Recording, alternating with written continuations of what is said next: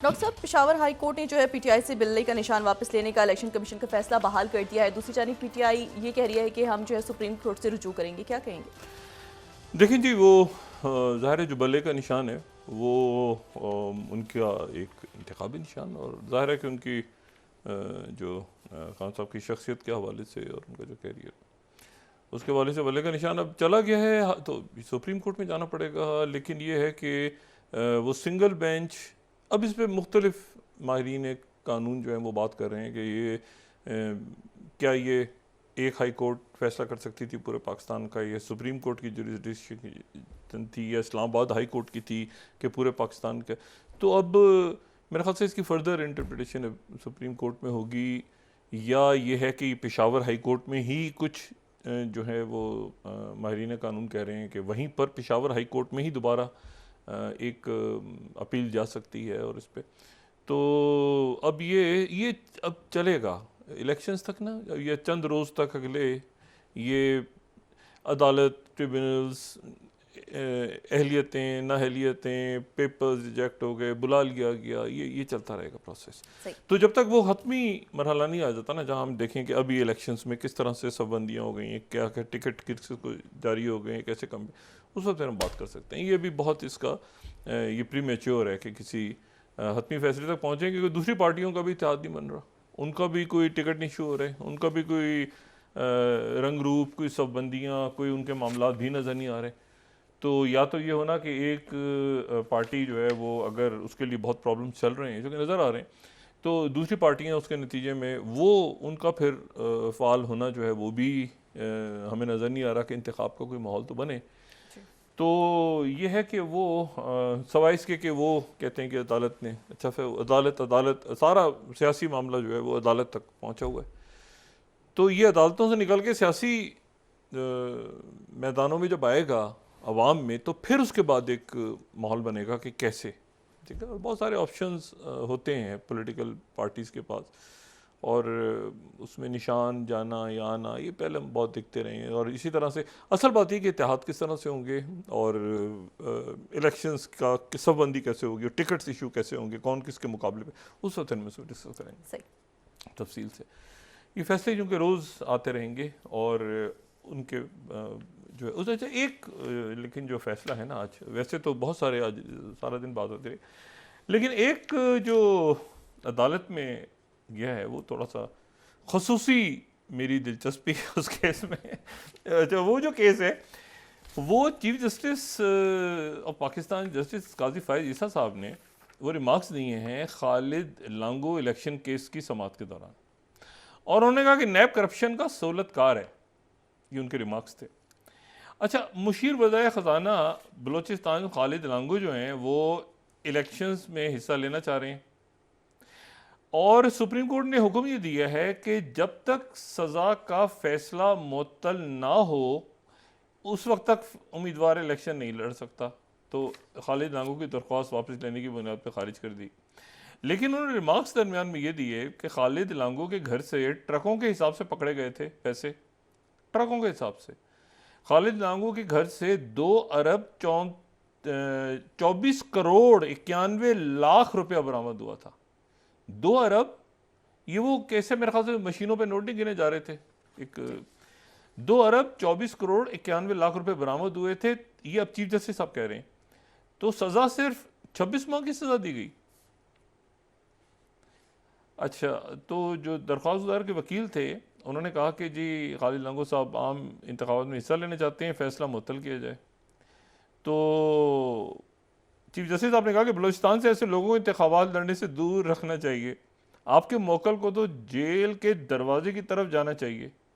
क्या बलूचिस्तान के पैसे मजीद चोरी करने के लिए इलेक्शन लड़ना है? चीफ जस्टिस ने वकील साहब से मुकालमा करते हुए कहा कि घर से बरामद होने मुल्की और गैर मुल्की करेंसी ट्रकों पे लाद कर ले जाई गई। ऐसे लोग बलूचिस्तान के दुश्मन हैं। नैब की तारीख में किसी को इतनी कम सजा नहीं हुई। बराह मेहरबानी ये फरमाएं कि बलूचिस्तान के लोगों को, बराह मेहरबानी बलूचिस्तान के लोगों को बख्श दें। क्या नैब आपके मौकल के कंट्रोल में था जो अपील दायर नहीं की गई? बलूचिस्तान में एक सड़क तक नहीं बन सकी, ऐसे लोग ही बलूचिस्तान को खा गए। ये इतने इंपॉर्टेंट रिमार्क्स हैं उनके, और उन्होंने कहा कि क्या इस शख्स के इतने ताल्लुक आते हैं जो नैब अपील दायर नहीं कर रहा। नैब का कमाल देखें कि ट्रकों के हिसाब से पैसे पकड़े गए और कम सजा के खिलाफ अपील ही दायर नहीं हुई। जो पैसा पकड़ा गया वो कारोबार या जायदाद से नहीं बनाया गया। छोटे छोटे केसेस में तो नैब फौरन अपील दायर कर देता है। नैब करप्शन का सहूलतकार बना हुआ है। यानी जो है वो 2 अरब 24 करोड़ में 26 महीने की सजा काट के बंदा के फिर दोबारा इलेक्शन लड़ रहा है। अच्छा, ये हमारी जो इस वक्त भी वो यानी काफ़ी सुरसूर है। अब जो भी केस है, लेकिन ये बहरहाल अदालतों का मामला है। लेकिन ये मामले, ये जो रिमार्क्स हैं उनके, और ये जो है वो उन्होंने ये कहा कि बलूचिस्तान का पैसा लूट के। अच्छा, एक बात जो है, ज़ाहिर है कि हम तो ये बात कहने की गुस्ताखी नहीं कर सकते, लेकिन चीफ जस्टिस साहब को या मुल्क में कभी ये ज़रा कोई चेक करे। एक याद है वो कर्जा माफ़ी स्कीम बनी थी, या ये चेक किया जाए कि पिछले 20 या 25 या 50 या जितने सालों से जो अयूब खान के दौर से कहीं से शुरू कर लें, ये तरक्याती फ़ंड कितने गए हैं लोगों को। और ये हर 4 महीने के बाद एक तरक्याती फ़ंड जारी हो जाता है और उससे वहीं उसी इलाके में एक सड़क बन जाती है, फिर दोबारा जारी होता है, फिर सड़क बन जाती है। वो हर साल तरक्याती फ़ंड जो दिया जाता है, तो वो एक दफ़ा सड़क बन गई तो बन गई। तो लोगों के बच्चे तो जा रहे हैं प्राइवेट स्कूलों में और यूनिवर्सिटीज़ में। सरकारी स्कूलों के अंदर तो या गरीब का बच्चा जा रहा है, या गरीब का बच्चा सड़क पे घूम रहा है, या ये कि वहाँ पे मवेशी बंधे हुए हैं सरकारी स्कूल में, तो कोई नहीं जा रहा। तो उनका बजट किधर जा रहा है सारा। और इसी तरह ये जो तामीराती बजट है, सड़कें, पुल के पुल खा जाते हैं, पैसा नहीं, पुल खा जाते हैं, सड़कें खा जाते हैं यहाँ पे पूरी।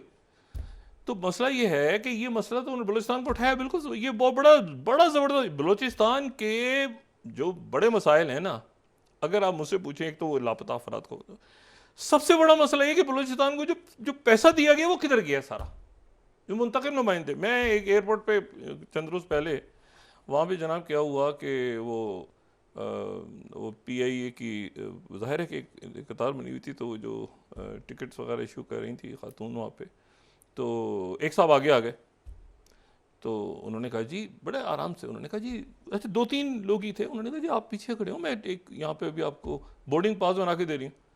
इतनी सी बात करने की देर थी, वो साहब जिस तरह उन्होंने बोलना शुरू किया, आपको पता है मैं बलूचिस्तान का सेनेटर हूं, आप एक छोटे सूबों का। अच्छा, एकदम से वो एक रौला पड़ गया, मैं बलूचिस्तान से हूं, आपको पता है सेनेटर हूं बलूचिस्तान का, आप ये छोटे सूबों के साथ। उसने डर डरा के सारे, उन्होंने कहा भाई यहाँ से निकल।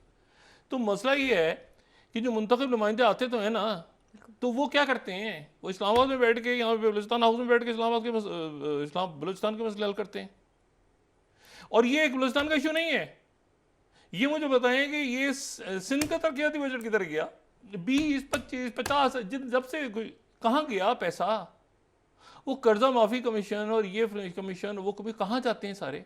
और फिर उसके पंजाब का बजट, यानी आखिरी दिनों में जल्दी जल्दी हमारा तरक्याती बजट करवाएं। तरक्याती बजट, तरक्याती कहाँ तरक्की, कौन सी तरक्की, कहाँ पे है, ठीक है ना। ये तो मतलब अजीब व गरीब किस्म की बातें करते हैं। और KP में भी ये हालात हैं। तो मेरा ख्याल है कि ये जो बात की है ना चीफ जस्टिस साहब ने, ठीक है ना, कि ये पैसा लूट वहाँ आके फिर यहाँ पे जो है ना बैठ के, यानी यानी वहाँ अपने इलाके में नहीं, वहाँ इलाके में वो जो है ना, वो उनको कोई तालीम, कोई शऊर नहीं देना लोगों को, ताकि उनमें शऊर ना जाग जाए, ठीक है, उनको समझना, उनको और वो बजट, उनके तालीम का बजट भी, और जनाब वहाँ पे अपने प्राइवेट अस्पताल भी खड़े करने हैं, वहाँ पर अपने प्राइवेट स्कूल भी खड़े करने हैं, वो सारा। और पैसा जो चाहिए वो ठेकेदारों के अंदर कमीशन। तो मेरा ख्याल है ये जो बात है, इस पे चीफ जस्टिस साहब ने बड़े, इसका मतलब है उनके जहन में ये बातें हैं ना, तभी तो उन्होंने ये रिमार्क्स दिए हैं। और ये पाकिस्तान के मुझे कि सबसे बड़ा ये मुसीबत है, सबसे बड़ी जो है ना, कि लोगों को, और उन्होंने इसमें जो रिमार्क्स में आखिर में बात की है ना, कि छोटे छोटे आदमी के ऊपर ज़रा सा मामला होता है तो आप देखें क्या होता है। और बड़े बड़े जो लोग हैं, अब मुझे बताएं उनको डाकू चोर या ना कहा जाए, मतलब मैं किसी शख्सियत को नहीं कह रहा, मतलब जाहिर वो बात होती है ना कि वो आप कहते हैं जी फलाना आदमी को, भाई लोग नहीं है क्या, वो लोग हैं इस मुल्क जो पैसा खा गए, लोगों के बाहर जायदादें नहीं है, हैं, अगर नहीं है तो बता दें एक दफ़ा कि भाई नहीं है। तो मसला ये है कि ये जो है ना, मुझे तो इसमें, क्योंकि ये इलेक्शन से हट के एक मामला है ना, जी। जो रियासत का मुस्तकिल मामला है कि जी यहाँ पर तरक्याती फंड सारा कहाँ जाता है, ठीक है, और किसने कितनी करप्शन की है। आप चाहे तो जवाहर साहब के दौर से शुरू कर लें, उसी वक्त से ज़्यादा शुरू हुई है। भुट्टो साहब पे कोई करप्शन का इल्ज़ाम नहीं था गालिबन, तो जवाहर साहब के दौर में ये अफगान जहाद, करप्शन और अरब खरबपति हो गए लोग, तो ज़रा चेक करना शुरू करें ना, और फिर तब से शुरू कर लें, उसके बाद से शुरू कर लें, 90 की दहाई से कर लें, या मुशर्रफ साहब जब से करना शुरू करें, मगर लोगों को पता तो चले ना, ये कर्जा जो बाहर से हम लेते हैं, तरक्याती फंड IMF ने दे, वो किधर गया, ठीक है ना। तो ये कि ये जो है ना मेरे ख्याल से बड़ा ज़रूरी है। और पिछली हुकूमत में भी कर्जा कमीशन बना था, लेकिन उसके बाद इतना दबाया कि खान साहब ने कहा इसको बंद करो। अच्छा, तो एक तो ये मसला अब देखते हैं कि कहाँ जा रहा है, लेकिन ये इसका मतलब एक चीज़ जैसे सबके दिमाग में, अदालतों की जज साहिबान के जहन में ये बात है कि इस मुल्क का पैसा जो है वो लूटा है लोगों ने। अच्छा, पॉलिटिकल विक्टिमाइजेशन नहीं होनी चाहिए, लेकिन एक अकाउंटेबिलिटी होनी चाहिए अक्रॉस द बोर्ड। अच्छा, तो दूसरी जो बात है वो ये है कि, और देखते हैं कि आने वाले दिनों में ये इसके क्या असरात सामने आते हैं। उन्होंने भी वैसे वही बात की कि ट्रकों में पैसा जा रहा था, मैं कह रहा ट्रकों में फाइलें भी जा रही थी बहरहाल ये बड़ी। अच्छा, दूसरी जो बात है वो ये है कि कल जो एक बड़ा वाक़या पेश आया है, उसके बाद ये मामलात पूरे ख़ित्ते के और पूरी दुनिया के बड़े उलझ गए। दुनिया में इसलिए कह रहा हूँ कि कई फ्रंट्स पे जंग हो रही है, उसको कई जंगें हो रही हैं, उसको समझना और फॉलो करना बड़ा दुश्वार है। पहली बात तो ये है कि जो आज ये बहुत अच्छा हुआ कि उनका एक अफ़गान हुकूमत का एक डेलीगेशन आया हुआ है, उनकी मुलाकात हुई वज़ीर ख़ारजा जलील जलानी साहब से, और हम उम्मीद करते हैं कि अफ़गानिस्तान और पाकिस्तान के ताल्लुकात बेहतर होंगे, और ऐसे कोई मामलात कि वहाँ से दहशतगर्दी हो रही है और ये सारी जो तहफ़्फ़ुज़ात हैं वहाँ पर भी उनसे भी पूछे ना, तो वहाँ पर भी बड़े मामलात उनके लिए भी बड़े पेचीदा हैं। कई ग्रुप्स हैं, कहीं दाइश है, कहीं वो जो है वो तालिबान है, कहीं तहरीक तालिबान है, आपस में मिलते ये छोटे छोटे और ग्रुप्स हैं, वो तो वो बहुत सारे उनके इशूज़ हैं। लेकिन ये जो चूँकि एक रियासत एक हुकूमत बनी हुई है, तो इसलिए ज़रूरी है कि दोनों हुकूमतों के ताल्लुकात बेहतर हों और वहाँ से पाकिस्तान में दहशतगर्दी ना हो। अच्छा, तो एक तो ये है कि ये बड़ा अच्छा हुआ और अल्लाह करे कि ये प्रोसेस आगे बढ़े। दूसरा जो मामला है वो जो बैरूत में हुआ है, और बैरूत के साथ फिर ईरान में जो कुछ उसको अभी जो थोड़ी देर पहले वाक़या पेश आया। देखें, ये जो हमास जो है ना, इसकी अगर हम इसका ये गवर्निंग स्ट्रक्चर हम दिखाएं इसका, तो इसका एक ख़ास तंजीमी ढांचा है हमास का, ठीक है। और अगर हम उसको स्क्रीन पे दिखा सकते, अच्छा, उसमें सबसे ऊपर तो पॉलिट ब्यूरो है, ठीक है, पॉलिट ब्यूरो है उसमें, और पॉलिट ब्यूरो के में जो है वो जिसके सरबराह जो है वो इस्माइल हानिया है, ठीक है, जिसके सरबराह पहले 2017 से पहले जो है वो खालिद मिशाल थे। इसको थोड़ा सा अगर हम बड़ा करेंगे स्क्रीन पे तो लोग देख पाएंगे।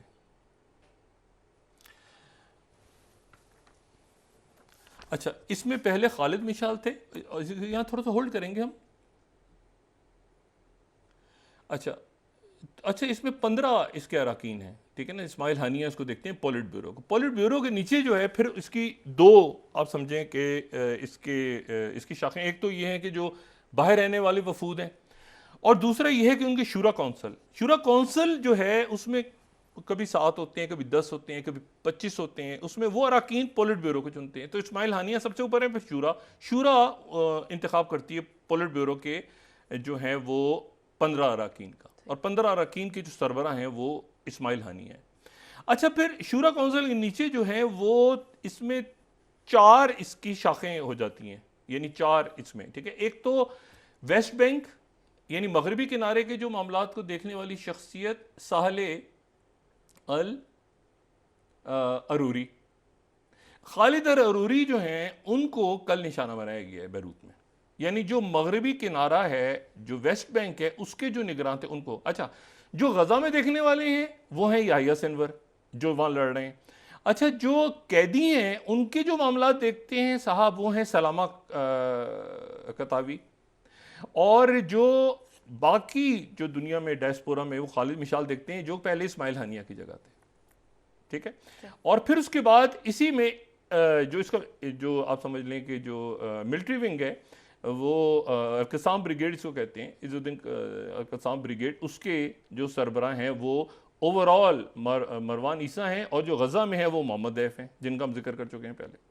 अच्छा, ये इनका जो है, ये इनका आप समझें कि अच्छा, और फिर एक वज़ीर आज़म भी हैं, ठीक है, इसाम दालिस, लेकिन ये कि वो उनको ज़ाहिर तस्लीम नहीं किया जाता वज़ीर आज़म, क्योंकि फ़लस्तीनी अथॉरिटी और वो जो झगड़ा सारा हुआ था जिसमें असल में इस्माइल हनिया वहाँ से जीत गए थे बतौर वज़ीर आज़म, और फिर फ़लस्तीन, बहरहाल उसको आप रहने। तो ये अब ये जो मगरबी किनारा है उसके जो इंचार्ज, ठीक है, उनको निशाना बनाया गया, ठीक है, और उनके साथ जो है वो दो उनके कमांडर्स भी थे हमास के, और उनके साथ जो हैं वो जिनका नाम जो है वो समीर फंदी अबू अमीर और अज़ाम अल अकरा अबू अम्मार, वैसे 5 लोग थे, लेकिन 3 जो हैं वो आप समझ लें कि सिपाही या सोल्जर्स थे, 2 कमांडर्स थे और एक ही उनके यानी ये मेन थे।